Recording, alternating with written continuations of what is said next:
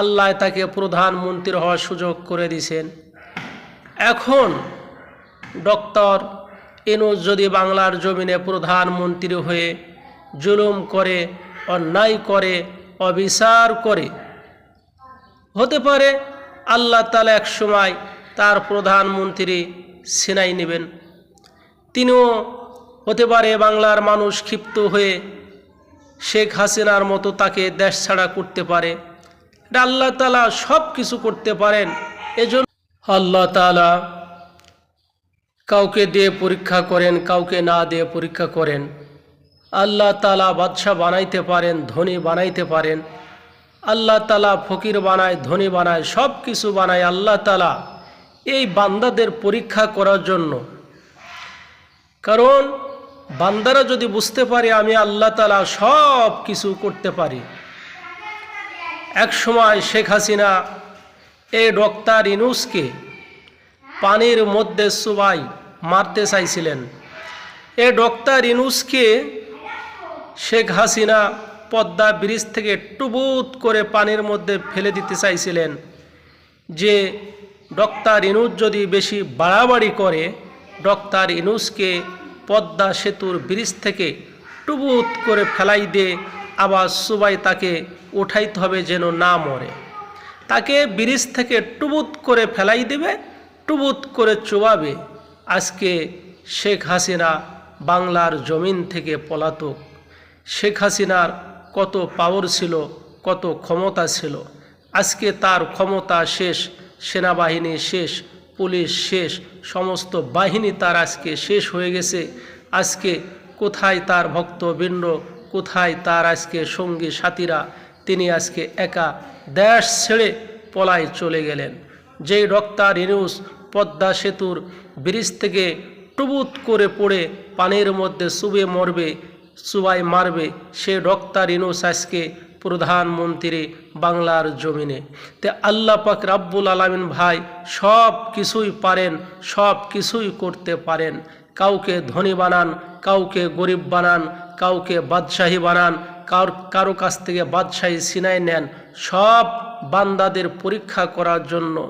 যখনই আমরা একটা নিয়ামত পাব, ওই নিয়ামতের যদি শুকরিয়া আদায় না করি আল্লাহ নিয়ামতকে ছিনাই নেন। একে একে দেখেন সবাই চলে গেছে। যেই শেখ মুজিবুর বাংলার জমিনে একজন দেশ নায়ক ছিল, কিন্তু সেও পৃথিবী ছেড়ে চলে গেছে। জিয়া তিনি প্রধানমন্ত্রী ছিল, সেও চলে গেছে। এরশাদ সেও চলে গেছে। শেখ হাসিনা দেশ ছেড়ে পলাতক। খালেদা জিয়া জেলখানায় বন্দী ছিলেন। কিন্তু ভাই আজকে ডক্টর ইউনূস প্রধানমন্ত্রী। আজকে বাংলার জমিনে ডক্টর ইউনূস প্রধানমন্ত্রী। আল্লাহ তাআলাই এই পর্যায়ে আসার সুযোগ করে দিয়েছেন। আল্লাহ তাকে প্রধানমন্ত্রী হওয়ার সুযোগ করে দিয়েছেন। এখন ডক্টর ইউনূস যদি বাংলার জমিনে প্রধানমন্ত্রী হয়ে জুলুম করে, অন্যায় করে, অবিচার করে, হতে পারে আল্লাহ তাআলা এক সময় তার প্রধানমন্ত্রী ছিনাই নেবেন। তিনিও হতে পারে বাংলার মানুষ ক্ষিপ্ত হয়ে শেখ হাসিনার মতো তাকে দেশ ছাড়া করতে পারে। এটা আল্লাহ তাআলা সব কিছু করতে পারেন। এজন্য আমরা নিয়ামত পাওয়ার সাথে সাথে আল্লাহ তাআলার শুকরিয়া আদায় করব, বাহাদুরি করব না, ক্ষমতা খাটাবো না। আজকে বাংলার জমিনে যদি আমরা কোনো আলেম ওলামার পরামর্শ নিয়ে যদি আমরা, এজন্য আমাদের দেশে কিছু করতে হলে আলেম ওলামার পরামর্শ নেওয়া উচিত। একটা কালুবি কিতাবের ভিতরে আছে যে এক রাজা রাজত্ব চালাইতো, 400 বছর ধরে রাজত্ব চালাইতো। এই 400 বছর তিনি আলেম ওলামার পরামর্শ নিতেন, বুদ্ধি নিতেন। কোনো কাজ করতে হলে সব কিছুই তিনি আলেম ওলামার বুদ্ধি পরামর্শ নিতেন। কিন্তু একদিন ইবলিস শয়তান এসে ওই বাদশাকে কুপরামর্শ দিল, দেখো তোমার সামনে কত মানুষ মারা গেল, তোমার বয়সে যারা বড় তারা অনেক মানুষ মরে গেছে, তোমার ছোট যারা অনেক মরে গেছে, শিশু বাচ্চা মরে গেছে, কিন্তু তোমার মরণ হয় না। অতএব তুমি কিন্তু খোদা, তুমি কিন্তু আল্লাহ। এই পরামর্শটা দিলেন কে? ইবলিস শয়তান মানুষের রূপ ধরে এসে, যে তুমি খোদা, তুমি আল্লাহ, কারণ তোমার মৃত্যু হইতেছে না। তুমি 400 বছর তুমি রাজত্ব চালাইতেছো, তুমি 400 বছর ধরে তুমি দেশ চালাইতেছো, এজন্য তুমি আল্লাহ। আর তুমি যদি আল্লাহ না হইতা তাহলে তোমার মরণ হইতো, কারণ তোমার চোখের সামনে অনেক মানুষের মরণও হয়ে গেছে। বাদশাহ চিন্তা করলো, ইবলিসকে বলতেছে, তাহলে আমি এখন কি করব? আপনি একটা জনসভা করে ঘোষণা করে দিন যে আমি আজকে থেকে খোদা, আমি আজকে থেকে আল্লাহ, কারণ সবার মরণ হয়, আমার 400 বছর আমার মরণ হয় নাই, অতএব আমি হলো আল্লাহ। 400 বছর কেউ বাঁচতে পারে না, কেউ 400 বছরের মানুষ বর্তমান যুগে নাই, এই কারণ আমি আল্লাহ।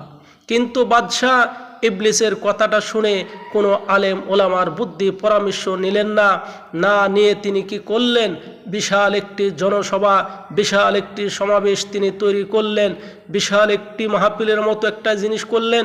করার পরে সকলকে ডেকে ডেকে তিনি বললেন, ভাষণ দিলেন, বক্তব্য দিলেন যে আজকে থেকে দেখো কত মানুষ মারা গেছে, ছোট মারা গেছে, বড় মারা গেছে, জোয়ান মারা গেছে, বৃদ্ধ মারা গেছে, 400 বছরের কোনো লোক নেই, কারণ আজকে থেকে আমি আল্লাহ, আমি খোদা, আমার অনুসরণ তোমাদের করতে হবে, আমি যা বলবো তাই তোমাদের করতে হবে। সকল মানুষ তারা মেনে নিলেন, ঠিক আছে, আজকে থেকে আপনিই আমাদের খোদা, আজকে থেকে আপনিই আমাদের রব, আজকে থেকে আপনিই আমাদের মনিব, আজকে আপনিই আমাদের আল্লাহ। এই কথা যখন সমস্ত প্রজারা মেনে নিলেন, যারা আলেম উলামা ছিলেন, ইসলামের পথিক যারা ছিলেন, আল্লাহ এবং আল্লাহ রসুলকে যারা বুঝতেন ভালোবাসতেন, তারা এই কথাটা মেনে নিলেন না, কিন্তু আলেম ওলামাকে বাদ দিয়ে তিনি এই ঘোষণা করে দিলেন। কিছুক্ষণ পরে যখন তিনি ঘোষণা করলেন, আজ থেকে আমি আল্লাহ, আজ থেকে আমি মনিব, আজ থেকে আমি রব, এই কথাটা বলার সাথে সাথে তার মাথাটা অটোমেটিক কেটে তার পায়ের নিচে পড়ে গেলেন। আমার ভাইরা, বাংলার জমিনে সারা পৃথিবীতে আমরা যা কিছু করব, আলেম ওলামার বুদ্ধি পরামর্শ নেব। অনেক মানুষ আমাকে বলে যে আল্লামা মামুনুল হক এই দিনের জন্য, কোরআনের জন্য এত কিছু করে, তার কি কোনো এমপি তার কিছু করার যোগ্য আছে? আমি বলেছি, হ্যাঁ, তিনি রাষ্ট্রপতি হওয়ারও তার যোগ্য আছে। আমার মনে হয় আল্লামা মামুনুল হক তিনি রাষ্ট্রপতি হইলে আমার খুব ভালো হয়, তিনি সুন্দর মতো দেশ চালাইতে পারবেন। তা আমার ভাইরা, আজকে যে সমস্ত নিয়ামত আমরা বাংলার জমিনে পাইছি, ডক্টর ইউনূস পেয়েছে, আল্লাহর শুকরিয়া আদায় করতে হবে। আল্লাহর শুকরিয়া আদায় না করে যদি আল্লাহর সঙ্গে আমরা নাফরমানি করি, জুলুম করি, ক্ষমতা খাটায় বাহাদুরি করি, আলেম উলামার উপর যদি নির্যাতন করি, জুলুম করি, হতে পারে এ ডক্টর ইউনূসেরও ঠিক শেখ হাসিনার মতো দেশ ছেড়ে পলাইতে হতে পারে। এজন্য আমার ভাইরা, আমরা যারা ক্ষমতা পাইছি, ক্ষমতা চালাচ্ছি, ঠিক আল্লাহকে খুশি রেখে, আল্লাহ রসুলকে খুশি রেখে, দেশের জনগণকে সকলকে ভালোবাসতে হবে।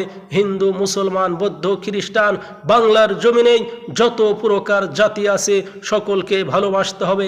কারো মন্দির ভাঙ্গা যাবে না, মসজিদ ভাঙ্গা যাবে না, কোনো মানুষকে কতল করা যাবে না, মিথ্যা অপবাদ দিয়ে জুলুম যাতে করা যাবে না।